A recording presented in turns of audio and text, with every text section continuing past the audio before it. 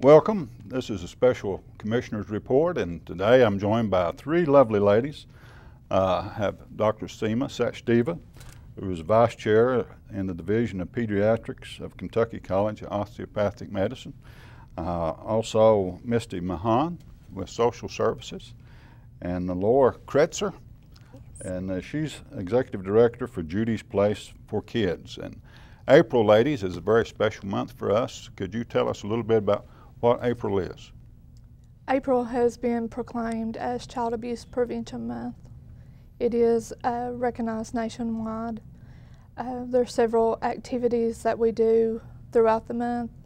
The blue ribbon is probably the biggest symbol of Child Abuse Prevention Month, which was brought out after a grandmother in Virginia in 1989. Her grandson was murdered by his mother's boyfriend, and she chose the blue ribbon as a sign due to the bruises and color of the bruises on his body. Well, ladies, what exactly is child abuse? I mean, you know, here in the mountains we've had corporal punishment, you know, spare the rod, spoil the child. Just exactly what is child abuse? There are many different types of child abuse. Some of the types are physical abuse, which would be inflicting physical injury on a child that would leave a bruise or a mark, or could seriously injure a child, and I believe Dr. Sachdeva will talk more about some physical abuse signs. There's also neglect, not meeting a child's basic needs in many different areas of the child's life, any number of areas, such as not providing basic food, clothing, shelter, safety, supervision, medical care, meeting their educational needs. There's also sexual abuse, which can encompass a variety of different acts. And there's also emotional or mental abuse, where the child is belittled to the point that it impacts their own mental health and functioning. Yeah. And Dr. Sachdeva, what is the Partnership to Eliminate Child Abuse? Well, the partnership is basically a coalition of child abuse experts that got together. It was spearheaded by the University of Louisville, University of Kentucky, and University of Pikeville, along with the University of Indiana. So there are 4 universities and their children's hospital, which would be Corsair Children's Hospital, Kentucky Children's Hospital, Riley's Children's Hospital in Indiana, and Peyton Manning Children's Hospital. So these experts basically got together early in 2012, and they were later joined by many other community leaders, healthcare professionals, social workers, law enforcement officers, state government officials, and presently this coalition is over 300 members strong. Well, now, Dr. Sachdeva, what is the mission of this partnership? The mission is very lofty, actually. The mission is to completely eliminate child abuse in the areas that are served by this coalition, which would be Kentucky and Indiana. So it is a very, very lofty mission. Well, what are some of the strategies that you would implement to eliminate child abuse? Our biggest strategy is that we wanted to produce materials, educational materials, as well as awareness materials, and distribute them to everybody in the state. We're talking not only just healthcare workers, but also out in the community, like in daycare centers, and the daycare workers would be basically educated about child abuse, would go to schools and educate the children as well as the teachers, and of course, like we said, all the other state agencies that come in contact with children during their regular day. So the strategy involves raising awareness, producing these materials, which we have already done. We've made like some tip sheets as well as some videos, and then partner with media, like, you know, people like yourself, people in newspaper publishing, to get our message across. The point is to make this message out there loud and clear that we're dealing with a very horrible preventable disease that we shouldn't have to in this day and age in our community. Well, you know, I feel like probably a lot of the people watching are probably asking the question, are these bad parents, or are these parents that don't love their children, or what's going on with, what happens when a child is abused in the home? I don't think there is a bad parent. I don't think anybody wakes up in the morning thinking that today I'm going to go ahead and abuse my child. It is basically a situation. You put parents that are physically exhausted, emotionally drained, financially stressed, with little or no parenting skills, very little support system, maybe single parent families, and put in together maybe substance abuse in the scenario. And then you have a situation sometimes that goes out of control. You may have a parent that doesn't know how to deal with the stresses of parenting, or they may have unrealistic expectation of a child. Like a child is going to cry. There are times the kids are going to cry for a period of time, 20, 30 minutes, and there may be no reason for it. So they are not prepared to deal with situations like that. So they just don't have the skills that are needed to deal with taking care of a child. And then, of course, like I said, you put sometimes stresses like alcohol and drugs into the combination, it ends up leading to child abuse. Another thing I like to point at this time, a lot of times people don't understand the gravity of situation. Like, you know, you say, I just shook my baby, you know, and the baby died. Well, people don't understand that infants have very large heads and they have very soft neck muscles. So when you shake a child violently like that, especially an infant, the brain, which is like jello-like consistency in the head, it goes back and forth, smashes in the skull, you know, back and forth, and it ends up suffering hemorrhages. You can have hemorrhage in the eye, and it could lead to blindness in the child. It could lead to being paralyzed for the rest of their life. So I think part of it is also not understanding the extent of the force that they are using on a very small baby. Yeah. Well, now, what are some of the statistics on child abuse? They are really awful. In the state of Kentucky alone, we deal with about 30 to 40 deaths a year, 30 to 60 lifelong disabilities because of child abuse. I think there are about 14,000 substantiated reported cases of child abuse in Kentucky alone. And I think nationally also we are pretty bad. We're like about 1,800 deaths a year. So, and Kentucky was actually leading the states in the nation in rates of child abuse and neglect sometime, I think, till 2008 or so. But in 2010, we have dropped to the 8th worst state. So we're making a headway, but it's still a statistic we should be ashamed of. In regard to child sexual abuse, as many as 1 in 4 girls and 1 in 6 boys may be sexually abused by their 18th birthday.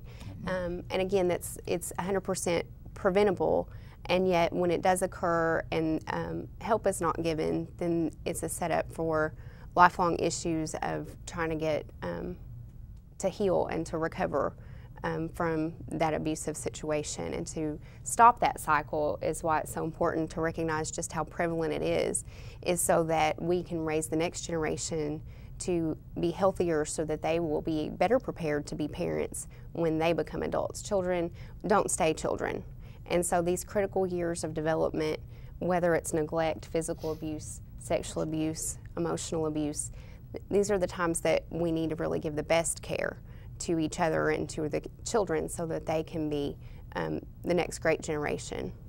Well, now how do we prevent child abuse? Well, there are multiple levels of preventing child abuse. Let's start with the parent first of all. So what can the parent do? The most important thing is for the parent to have the skills needed to take care of the child. So if it's a young parent, you need to have a good support system, whether it is in the form of your family and church members or whether it is with health department. We have a program called HANDS, Health Access Nurturing Development Services, that helps you actually starts during your pregnancy. You can enroll in the program and they talk about how to take care of baby, what to expect in the first little bit of infancy and what to do in different scenarios. And we like to teach the parents that it's okay for the children to cry. Crying is basically a method that the child uses to communicate with the caretaker. So whether it's hungry or hot or cold or wet, it's going to cry. So, but there are times that you would have done all of the above and yet the child is inconsolable and crying. And that's when we teach the parents, leave the room. We say follow ABCs. So leave the child alone on its back in a safe place like a crib and walk away. Take a minute to regroup your thoughts. Maybe just, remove yourself from the situation rather than vent your anger at the child. The child will eventually calm down. So we teach them strategies how to deal with their frustration. I think another very important message to the young mothers is how do they choose the caretaker? Who do you want to leave your child with?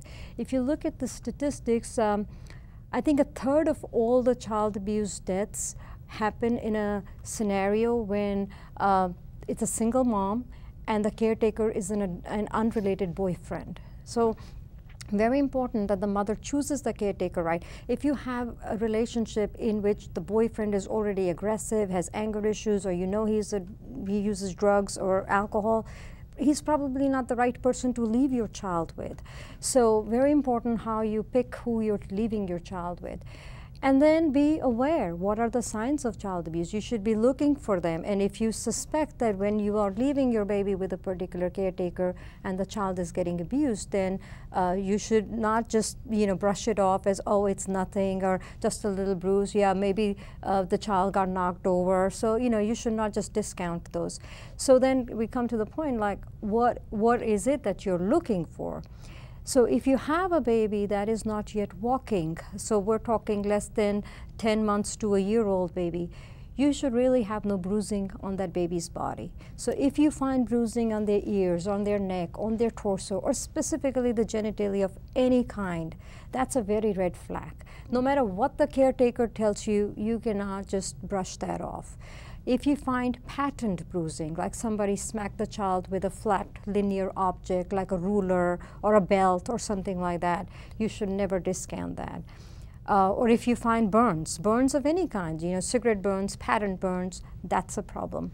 Or if you even find, like, I think a child that changes, is suddenly very withdrawn, very emotionally unstable, very scared of a particular caretaker at home, you should wonder, why is the child behaving the way it's behaving now? So suspect it, and of course, if you suspect it, report it. Well, that's the next question. Who should report child abuse? Anybody can report it. I can do it, you can do it, anybody in this room can do it. You don't have to give your name. That's the beauty of it. You can do it anonymously. First of all, I think an important message to get out there is you don't have to have proof to report it. If you suspect child abuse, you should report it, okay? Let the agencies like Misty and Laura do what they have to do. If you suspect that the child is getting abused, you should report it. Now, of course, if the child is critically injured, that you find a child in that situation, you call 911. But if the child is injured but not critically, then you report it by calling 1-877 KYSAFE1, that is Kentucky Safe 1. You can also call 1-800-CHILDREN.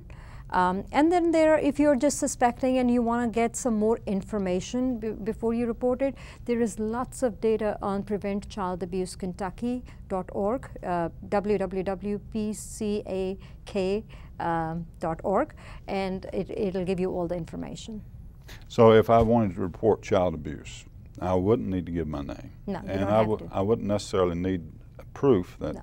that child, and I wouldn't be dragged into court. No, absolutely. And I wouldn't have to talk to any police officers. But if I just suspected, I could make this phone call to the hotline, and I would get Misty. Would I get you, or who would I get? No, actually, if you call our local office, and that number is 606-433-7596, you would be transferred to Johnson County to our centralized intake team.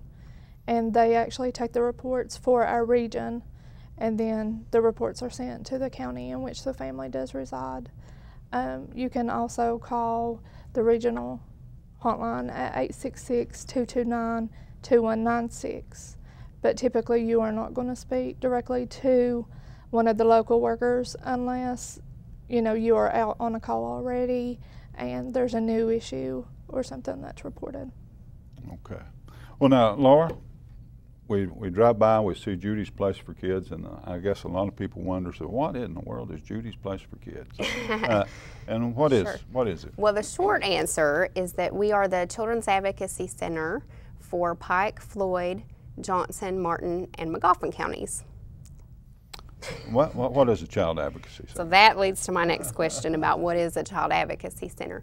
We are a child-focused program that brings together many different of the disciplines and professionals like you see around the table today to work on behalf and put the interest of the child first in allegations primarily of child sexual abuse, but also for child physical abuse.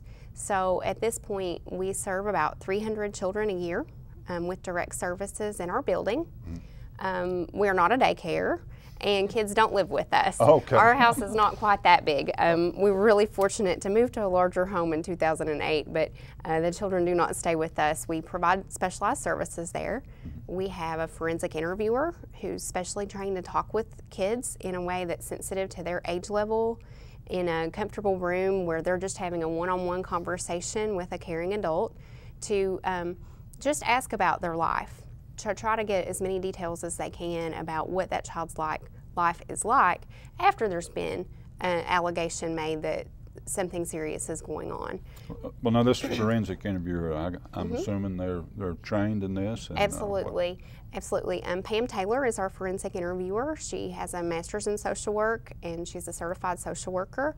She also has attended multiple 40-hour trainings related to forensic interviewing, and we work very hard to keep her training up to date with the latest research and the best way to talk with kids. And we don't want to lead kids into saying anything that's not true.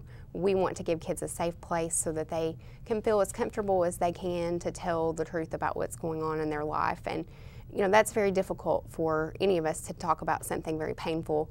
And so we just try to give them the best environment and the best trained staff person that we can to do that. And then working with the interviewer, we also have a victim advocate who works with the child and with whoever their supportive caregiver is, whether they're living with a relative, a parent, whoever they're living with that's supportive of the child, to support them through the process too, because it's very difficult. You've got all these different agencies coming into their life, trying to figure out what's going on, do they need counseling services, what needs to happen next. And so the victim advocate is there with them through every step. We also have specialized child sexual abuse medical exams that are provided on site at our building with a couple of local pediatricians with specialized training in child sexual abuse. And they're not painful examinations in any way. Most of the kids leave smiling because the community's been very generous in providing blankets for every child who has a medical exam. They get to pick a new stuffed animal. We have a very child-friendly exam room. Our examination table is actually a hippopotamus. Okay. So we think we have the only hippopotamus exam table in Kentucky. It's very friendly. We've got a big frog and mouse mural on the wall and child-friendly colors, and we really try to make it as a relaxed setting as possible. Well, now you mentioned sexual abuse. What other types of abuse does Judy's Place for Kids deal with? We do deal with situations where there's concerns of severe physical abuse, like the burns, the marks, broken bones, those types of things. And we also do see children when they have been possibly a witness to a violent crime, such as a stabbing, a homicide, something like that, and provide support to those children as well. We do have community outreach at Judy's Place for Kids all year long to try to increase awareness about child abuse and to try to prevent child abuse. Since December of 2011, we have trained over 300 adults in our region in a curriculum called Darkness to Light Stewards of Children, and it's specific to preventing, recognizing, and reacting responsibly to child sexual abuse in our community. And so this is a training for adults, learning 7 steps to protect children, everything from learning the facts to learning how to talk to your child about what child sexual abuse is and what you want them to do if it happens to them, all the way through how do you get involved in a larger scale in your community, like getting involved with the Children's Advocacy Center. We are a nonprofit organization, and so we have to cobble together things from lots of different places to be able to stay open and provide these services to kids every day. Well, now where does your funding come from? We have a combination of some level of state funding, some level of federal funding, some level of definitely fundraising support from the community makes a large difference. And then we have some foundations and groups like United Way of Eastern Kentucky who support us, as well as the Child Victim Trust Fund, which is the license plate people that say, I care about kids. License plates helps us as well. So we have lots of different places that we kind of cobble all that together to try to keep going and providing even more for children in our community. But we definitely don't do our work at Judy's Place for Kids alone. We work within what's called a multidisciplinary team. And so we've worked very closely with Misty, with Child Protective Services, with law enforcement, both city, state, even federal law enforcement on some cases, medical providers. We have a very close partnership with Mountain Comprehensive Care Center for mental health services. They actually have a new initiative called the HOPE Initiative, and they are providing a therapist on site at our program 4 days a week. And she has special training in the latest techniques on really effective treatment so that kids can heal. That's what we want. We want to be a bright solution for the community. We want to bring all the professionals together so that we can work toward hope and healing for these kids. Because what happens to those kids affects all of us. It's not just those kids over there. They're part of our community. And we also work very closely with prosecution, both county and Commonwealth attorney, and again at times federal prosecutors, and then victim advocates from other agencies. So we all sit down together in different parts of our region, typically monthly, and we review what allegations have been made, you know, has everybody done their part, you know, what happened at the Child Advocacy Center, you know, what services are they receiving, did they need mental health services, or are they getting those? All of those things, you know, has law enforcement been able to interview the suspect, you know, have all these pieces taken place, and how can we work together better as the adults to support the kids and to support their protective caregiver. Well, now, they're talking about abuse. What type of abuse is hidden most often and causes the most damage? That's a tough question. That's a tough question. It really, child abuse can happen in any socioeconomic status. It doesn't matter gender. It doesn't matter income. It can affect anyone, and it can be very hidden. You know, there are those who do have bad intentions toward children, and they work very hard to manipulate situations, to come across as very trusting. I mean, we've had in the national media some pretty large cases where perpetrators had access to possibly hundreds of children because the community found them so trustworthy. Yeah. But we can't trust someone because of a position they hold, just because they're a leader of some sort. Unfortunately, even a teacher, a coach of any kind who makes themselves, they may be a wonderful person and may truly be out for the best interest of our children, but they may not be. And so doing things like minimizing the risk to children, you know, some of these perpetrators would not have had access to the children if there had always been a policy of a second adult being present. Yeah. A lot of that would have immediately been eliminated because they would not have been able to manipulate the children's young minds, and yet they were manipulating all of the other adults too. And so we can't let ourselves be fooled. We have to keep up our guard. We have to watch every child for signs. We can't just say, oh, well, they're from a good family, nothing would ever happen in their family. You know, every child is at risk, but it is preventable. And so we can be, most adults are not abusers. Yeah. And so we can be really good contacts for those kids who need someone to reach out to. We can reflect back to a child if we notice a change in their behavior. We can say, you know, it seemed like you used to like to go and do XYZ activity, but you don't seem to really like that anymore. Can you tell me more about that? So you're not trying to plant an idea in a child's head, but you're being there for them, and you're just saying, if you ever need to talk about anything, I'm here for you. And you're not necessarily, it could be something totally different than child abuse, but every child needs to have adults in their life who care enough to say, I'm here for you. Yeah. Well, you know, one of the things at the church that I go to, we had a Harbor of Hope training, and one of the things in that training was that you wanted to watch about an individual that would come in unknown that wanted to work with youth. that wanted to be a part of that. Right. That a lot of times that's just a way to get in, and you know, churches are very trusting of people, and you know, when you have somebody come in and want work, a lot of times we'll trust them too much. And so background checks are helpful. They're not enough in and of themselves, but background checks are very helpful, reference checks, and then that constant vigilance. Just because you did those things once doesn't mean that that's all. Yeah. And again, making sure you have policies in place, whether it's a sports team, sports league, you know, whatever type of activity that your child's in, or even if it's with a family member.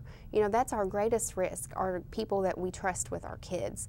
And so dropping in unexpectedly, not announcing that you're coming, seeing if the child can tell you with confidence what they did while they were with that person, and how is their demeanor when they come back. Well, now, Laura, is Judy's Place for Kids, are y'all equipped to deal with all types of child abuse, or are you limited, or? We've worked with whatever social services and law enforcement call us with. We are really there to try to be their partner, and if it's something at all within our scope and mission, we do our best to work together with them in whatever circumstance that is. So, you know, we've seen all types of cases. You know, just a whole variety, and we like to think that in our beautiful mountains that these things don't happen, but they do happen, and bringing them to light and addressing them is so important.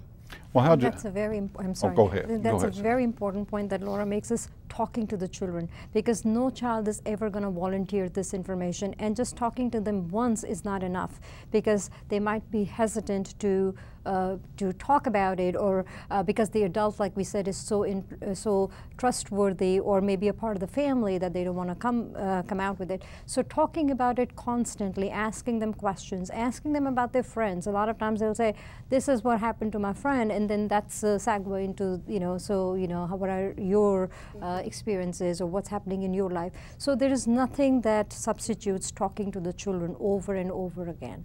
We also can't discount older youth being in charge. When they're in charge of a younger child, that's also a risky situation, you know, to and to not supervise that relationship as well. That we unfortunately do see juveniles who may be acting out what has happened to them, but it's carrying on that cycle of abuse. And so, you know, we tend to be very trusting and say, well, that's their cousin. Of course they want to go out on the four-wheeler together, but are you providing adequate supervision for that? You know, what is actually going on? Are there other activities going on when that's happening? And being aware that those older youth who look so appealing to a younger child, they want to be so much like this older person who's so cool. And, you know, what is that relationship really like? And really monitoring those, and not assuming just because they're another juvenile that that's a safe relationship. Well, now, Laura, how do children get to Judy's Place for Kids? They get to us primarily through our partnerships with Child Protection Services and also law enforcement. You know, like we talked about the reporting hotline number, most of the reports go to either social services or through 911 to law enforcement, and then once they've done an initial assessment of the situation, they call us and give us the information, and we work together on what services are provided to that exact child. Well, now, as important as Judy's Place for Kids is, how can our audience, if they want to make a financial contribution, how can they do that? Absolutely. Of course, they can call us at 437-7447, and we can give them more information that way. We do accept online donations at judysplace.org, Judis place.org, and there's a nice little donate now button, and there's also our mailing address and things like that if someone would prefer a check. We also keep a wish list up on the website of items that can be collected and donated. A lot of groups like to collect things and make a group donation, which is great. But we really would like to grow our monthly supporters, people who commit to they're just going to regularly give and support Judy's Place for Kids. So, you know, you would probably like for somebody to make sign up to make a monthly donation of $10 or $15. Sure, any amount, you know, over and over every month. It just makes it so much more predictable and what we can count on to be able to provide and support. And you know, you think about just the impact that can make of that consistent type of support it really helps us a great deal, you know, not just April, and but all year round that we have kids that need to be served.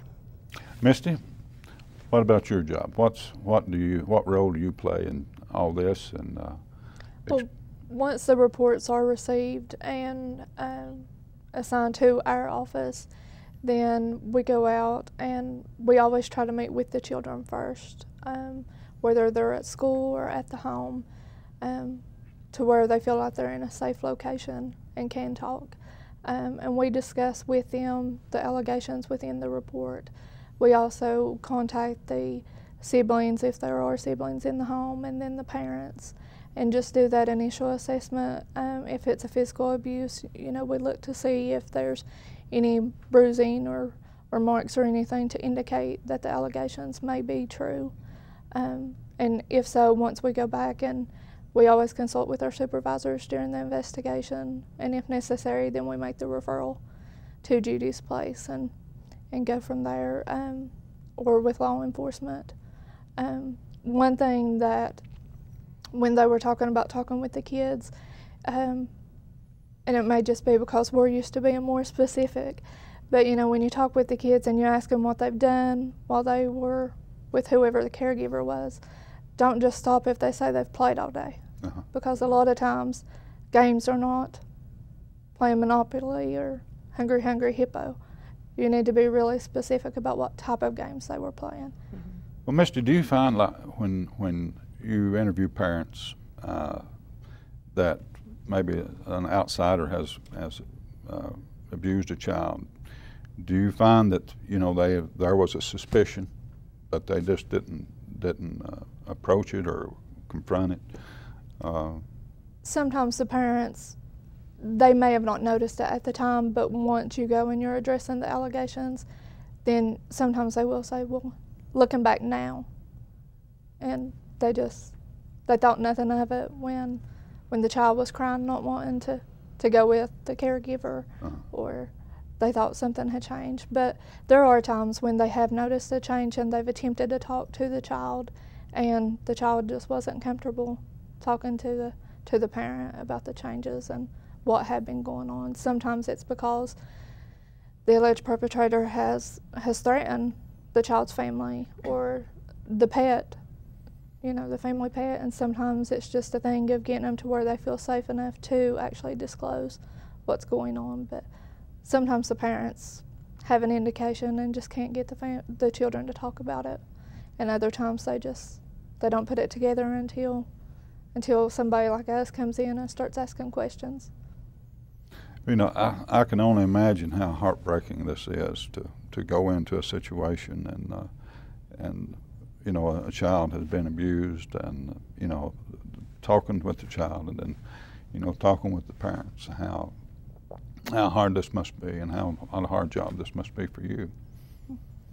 It is a hard job. I love my job though, but I try to remember the pastor at my church always talked about the story of the starfish, and how that when they were on the shore, even though the little boy or the little girl couldn't save them all, you know, they can make a difference in the ones that made it back to the water. Yeah.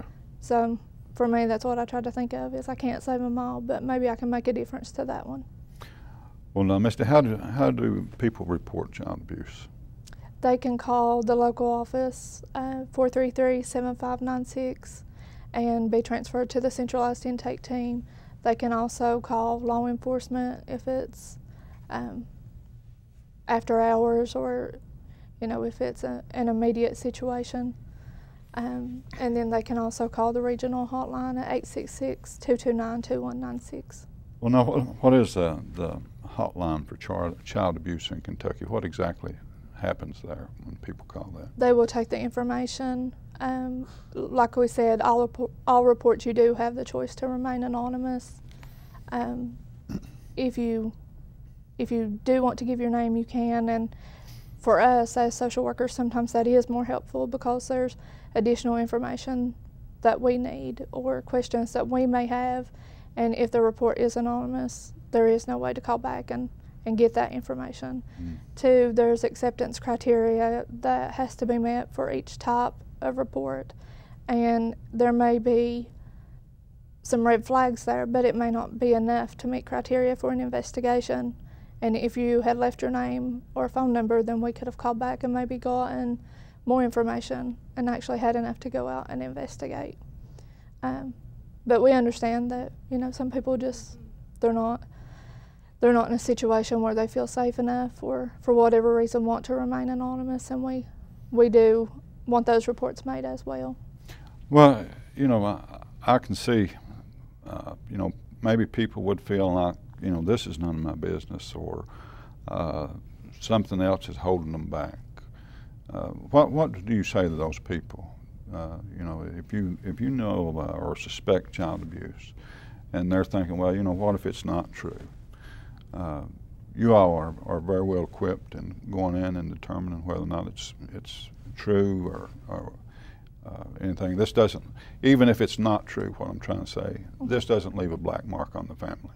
Right. Even if you go in and investigate. Can you talk a little bit about your procedure to when you've talked about going to the school and stuff, but how do you handle the parents whenever you go in? Well, I always try to explain to them that when we get the reports, you know, it's not an automatic opening of a social service case. It is an investigative process. And for us, we have, you know, up to 45 days to complete that investigation. And that's all we're doing initially. It's just investigating to see, you know, if there's enough there to justify that maltreatment has occurred. You know, and if not, that investigation is going to be closed, and unless another report's received, you're probably not going to see or hear from us again. Mm-hmm. You know, and I always just try to explain that people will make reports. You know, medical providers and school personnel, they are not the only mandated reporters. It states that if you suspect that abuse or neglect is occurring, then you are supposed to report it. That is any citizen in Kentucky. Yes. Right. Any citizen If in they Kentucky suspect is it. supposed to report if they Supposed suspect. to report it. And that they make these reports out of concern for the children, and that it is better to err on the side of safety, you know, and ensure that the children are safe. And two, we also have other services and other community partners that even if there is no abuse or neglect, it may just be that the family needs linked up to other community partners, you know, that can help them, and we can do those as well. So most of the time the families are cooperative. It's just explaining to them, you know, that there are people who are mandated to report, and that it's out of concern for their children, just to make sure that they're safe. Well, now the educational material that you have, getting that out, how can the community get those pamphlets or get that information? Is there what's set up that Well, anybody in the community can technically go to the website, which is www.pecakyin.org or pecaky.org. They all pretty much are interlinked materials. But if you visit, say, for example, if you're at the hospital, what we're trying to do is we've developed some tip sheets, short tip sheets, and the long versions, depending on the length of bullets that we have in there. And we are trying to get them posted like in the waiting room of the hospitals or in community centers, like, for example, your YMCAs or your gyms, places that a common person visits, so that while they're sitting, even we teamed up with like McDonald's and certain fast food restaurants, and they were very cooperative with this. So even if you're having a meal and you just sit there and you read these bullets that tell you how to recognize child abuse, we're basically trying to get our message to everybody out in the community. Then the video that we have developed, we're trying to play them like the family court judges have agreed to play them in their waiting rooms. We're playing them in the hospital. The mothers that have just delivered the babies prior to their discharge, we're making them watch those videos. So there are multiple places that we're working at. We're basically just targeting the at-risk population, which is the young mothers, and then we're also bringing the information out in the general community for everybody. Because it's, I think we've talked about the physical abuse, the sexual abuse, but there is also so much emotional burden to this story. Children, even if they heal, even if they're removed from that family, abusive parent, or the caretaker, that child has lifelong emotional needs. There are babies that have suffered physical injuries that are left with cognitive impairments, learning disabilities of different kinds. You know, they may have recovered from their initial trauma, but they're never like fully normal, so as to say, the rest of their life. There's a financial number to it. I think it's to take care of one child abuse survivor for the rest of his life, to take care of his physical, emotional, and learning needs, the cost is something like $124 billion. It's a lifelong figure. So now you imagine we're dealing with 1,700 reported cases, 30 to 60 near deaths a year in Kentucky. You add up all the financial burden to it, it is tremendous to the society. So of course it's so important that we address this in a preventive fashion. You know, it's really imperative that we all healthcare workers are out there increasing awareness, stopping it from happening, because it's totally preventable. Well, now, Laura, if you wanted to take a tour of Judy's Place for Kids, can you do Yes. that? Yes, you can do that. We do ask that folks call ahead. We do respect very much the confidentiality of the children that we serve, and so we schedule folks to come and take a tour when we don't have children and families in our facility. But we do welcome the public to come and see firsthand the type of program that we have, and to see how we're set up especially for kids and for our community partners. Okay, and I understand that every April is Child Abuse Month. Is that correct? Yes.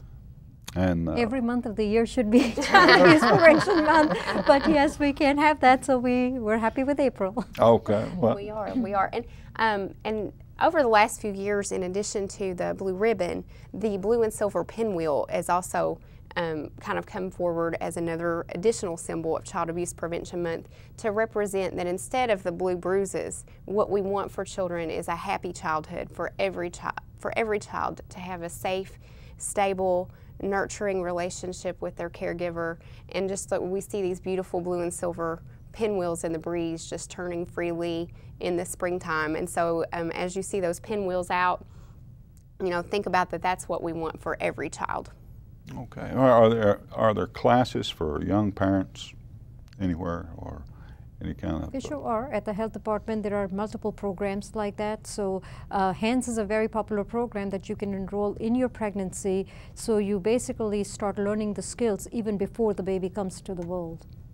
Okay. And then in the HANDS program, they also actually have professionals that will visit you in your home after the baby is delivered and make sure, you know, that everything's the way it should be. And if there's any help that you need, they are happy to provide it. Well, that sounds great. Well, ladies, I sure appreciate you all coming by today, and I really enjoyed talking to you. And is there anything that you'd like to close with? Anything you'd like to say, or that we may have left out? Well, I'd like to thank you for having us over here. It's a great opportunity for us to get our message across, so thank you very much. Well, thank you for coming. I'm scared. A report of child abuse is made every 10 seconds. Every 10 seconds. Has his behavior changed in school? He comes in my room. Have you told your mom about this? There are no excuses for child abuse, and the consequences can last a lifetime. I'm here to help you. It's confidential. If you know of or suspect child abuse, call anytime, day or night, nationwide, 1-800-4-A-CHILD. Welcome back for the second part of our Child Abuse Show, our special City Commissioners Report. And I'm joined now by Tommy Chamberlain, who's Keith Hall's right-hand man, Chief Assistant Pike County Attorney, and got Detective Bruce Collins from the Pikeville Police Department, and Chief Philip Reed from Pikeville Police Department. Good to have you guys with us. And we're talking about child abuse today, and I know with Estill, you and Mark probably didn't get much discipline, or have to be disciplined too much. There's a lot of discipline there. Okay. But when does law enforcement get involved? Barry, the child abuse, we get involved when the initial complaint comes in, if it comes into the police department. If someone wants to remain anonymous and makes a phone call to dispatch, If they give enough information, give us a location and maybe a general idea of what's going on, the police department will get involved to see if there's enough evidence to back up what this person is saying. Usually if we have enough information to act on and we establish that there has been something happening in regards to child abuse, then that's usually when we assign those cases to our Detective Bruce Collins that's had training in that field, and he knows what to look for. And then with the people that we had here earlier, we get involved with those people, as well as Mr. Chamberlain with the Pike County Attorney's Office or the Commonwealth Attorney's Office, depending on the level of abuse. But the initial start is key. We could get complaints from social services as well. If they take complaints, or if they go out into the field and observe a complaint and they call us, then we would act on those complaints as well. So they call you whenever they complete their investigation? Yeah, they will, but we usually work with them before their investigation is complete. But while they're out in the field to do an investigation, if they come across something else, we may take a report from them as well that there's an additional abuse taking place. Bruce, when do you get involved? Well, Barry, that's what I was going to elaborate just a little further on what the chief was saying. Even though I have some additional classes that I've taken to train me in the area of child abuse, whether it be sexual abuse or physical abuse, all of our officers at the police department are trained to respond to those types of instances and those types of reports. Whenever they go out, they may respond to a 911 call or an anonymous tip that leads them there. Or they may respond to a complaint from one of the social workers who will come over. And basically, Barry, what this is it is a team-based approach. It takes many entities involved to investigate these types of things, because there's so many different approaches and angles that have to be looked at before we take it and present it to Tommy, or present it to the circuit court for prosecution. And like I said, all the officers are trained, because these cases are very gentle and have to be handled in such a way that they maintain the integrity and the whole case can be delivered to these guys unscathed. Well, Tommy, I know your office is very active. Keith is very active in this. And what's the process when you're contacted by Bruce and you're given information? What's your steps do you follow in that, and what do you do? Well, we're actually pretty much at the very end of the process as far as the investigation side of it. We hear from Bruce and come in, and sometimes he'll call and say, hey, we've got this situation. Specifically in a child abuse, he may come in and say, let's take a look at what we've got and talk about it, and determine, one, if we're going to file charges, and then two, what the appropriate charge is. In child abuse cases, I've always personally, that's something you're real passionate about. When you're talking about a victim that's of almost of a helpless nature, yeah, a lot of times. And one of the things we try to do, a child, especially a small child, sometimes may tire of telling a story like this to many, many people. And then on top of that, they need to feel comfortable with who they're talking to. So we try, as a prosecutor, whether it's my office or Mr. Bartley's office, if you have a child victim, especially a small victim, I like to talk to them as early in the process as possible and actually not talk so much about what happened, because Bruce is trained for that. Our ladies were here earlier from Judy's Place, social services, they do an excellent job at that. I want that child just to know who I am and be comfortable with me, because if I had to have that child in the courtroom and give testimony, could you imagine a small child coming in and I'm asking them questions and they don't know who I am and they never spoke to me before? Yeah. So that's the way I try to handle it. At that point, let the people that are specially trained talk about the abuse that happened, but I want to talk to that child and have the parents bring the child in and get to know me, who I am, and feel comfortable with me. That way, when I'm talking to them in a courtroom presence, hopefully they're a little more comfortable talking about this bad situation that's happened if it gets to that point. Well, most of these cases, when you talk to the child and then you talk to the parent, are the parents remorseful, or what goes on with the parents? Do you see a little bit more about them, or? I'll start off a little bit on that. A lot of the times, and this is one of the things that I try to, really pound into people, is just listen to your children. A lot of people, if a child makes a mistake in the house or something and they ask them, they may say, well, Mommy, Daddy, I didn't do it.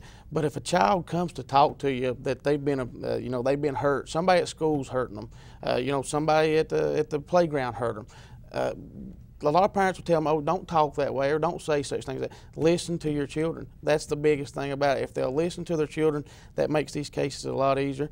And in some cases that we have investigated, and I know Tommy's familiar with some of these that he and I have had over there prosecuting together, the parents had no clue. They had no idea. And then they'll look back and they'll say, well, they tried to tell me that. I remember them coming to me and talking to me if I would have just listened. And just listen to them. And that seems to be a reoccurring theme, and I guess your kids come to you and maybe you've had a long day and you don't feel like listening, but maybe we should take a little more time and listen to our children. Exactly. And you say that almost all of them say that at this point we should have listened and this could have been found out. Yep, correct. Yeah, you hear from a lot of parents that are good parents and they try to do well, and they have regret because they look back, like Bruce was saying, well, I should have known. And I think the key is exactly what he said. Don't make assumptions. When that child says, Mom, Dad, something's happening, don't just assume, it's like some of the other things they're talking about and it's playtime. Take a minute and listen to that and say, hey, let's talk about this a little more when something like that happens. Make sure you don't make assumptions. Go ahead and talk to them and find out all the details. Well, do you find that we have a lot of these cases in Pike County, Tommy? Or? Well, one case would be one case too many. Yes. And that's the thing. We have too many. We do have, you see these cases, and one of the things for me, I've been prosecuting 10 and a half years, and when I started, everything seems to get your attention. And now, I've seen a lot of bad things and bad situations, but the one thing that never gets dull or you never lose your sensitivity to is when it's a child being abused. Without going into details, one thing I always tell people, the one case I will never forget, if I prosecute another 20 years, and I'm retired and I'm an old man of 90, there is the one case I will never forget from my time as a prosecutor was a child abuse case, one of the worst things I've ever seen. The big thing is just one case is one case too many, and we see too many of these. And nobody's presumed guilty when you first go in. How do you, Bruce? I guess you and Philip. How do you go about the process of getting into this, finding out, and have there been cases that you've gone in and found out the charges were unfounded? Barry, there are times that it could be that parents are splitting up and one parent wants to get a step over the other and they make the accusations that one parent may be an abusive, whether it be physical, sexual, emotional, or whatever, just to get a leverage to get custody before the court. So there have been times that statements have been made, accusations have been made that through investigation that we've determined that those were inaccurate, that they were not as they were given. So that does occur, but not more often than that they are a substantial case of abuse. I think it's just a few times, not as many times as there actually is in a case of abuse, because it is a sensitive subject. If somebody can look in their soul and find it necessary to claim that abuse has taken place on a child, then that person has problems. So it does happen, but it's not very often, but it's a very sensitive subject. And as we heard earlier, the statistics that are involved in abuse, that's an eye-opening statistic, and that's one that never loses your mind, that never leaves your mind. You're always constantly thinking about that because, like Tommy said, anything dealing with a child, that opens your eyes, and everybody wants to get involved. That's just something that I know we as law enforcement and prosecutors, we put on the top of the pedestal because, I think it's just that we feel it's our duty to act on that child's behalf because they're unable to. So that's something that we hold real close and dear to our heart, and that's why we're here today to contribute this information out to the public to show that, you know, April is Child Abuse Awareness Month, and we want them to know that there are people they can come to and talk to. There are people out here willing to act on accusations that, if they are legitimate accusations, we are willing to act on those, and we want to take them to the highest level of prosecution available to see justice for these kids. Who is required to report child abuse? Some people might assume that it's just a teacher, but who is required to report child abuse if they suspect it? What is the law on that, Tommy? Well, I'm going to answer that a little different. Okay. You said who is required. Yeah. I'm going to answer who should. Okay. Every last one of us. If you are aware of a situation where you believe child abuse may be happening, you need to report that. It is that simple. Sometimes we live in a society where we want that's someone else's job. Well, when it comes to the care and well-being of our children, that is every last person in this Commonwealth's concern. So if someone believes that a child's being abused, they need to report that. Well, Bruce, would I be right in assuming that you would rather go out on a call where there's no child abuse, that it was a false report, than to never win a ball, most definitely. And that's one of the things that I was going to elaborate on just a minute ago when we were talking about the prosecution. Yeah. Just because we get into a case, okay, if someone calls and you know they're reporting sexual abuse or something like that, if there is no criminal case to be made, that still does not mean, you know, people automatically think, well, the police didn't do anything, or the county attorney's office didn't do anything, or the judge didn't do anything, or social services didn't do anything. If there's not a criminal case, that doesn't mean that the investigation and the case stops there. There can still be neglect, and, you know, in terms of neglect, we would never see it in the district court, and it would be more out of my hands and more in the hands of the social worker, but it would go back into the family court division where they would be monitored, have a prevention plan. And, you know, there's, like I said, there's so many avenues that have to be approached in this, and, you know, we've got 3 different court systems which that can go in over there, whether it be criminal or whether it be the family court side. But again, I'll just say get involved. You know, people have always said it takes a community to raise a child. Well, let's do that. You know, get involved. Yeah, call us, call Chief Reed, call Tommy, call myself. You know, the city is very generous to me whenever I get a case like this, that they provide me the time it takes to work on that case, because these are lengthy investigations. So I'll thank them for that. But just to the community, get involved. Call. You know, if you're a parent and you're having some questions about some things, call us, come by and see us. We'll gladly sit down and talk to you. And to add to that, Barry, I want to parrot a little bit of what Bruce said.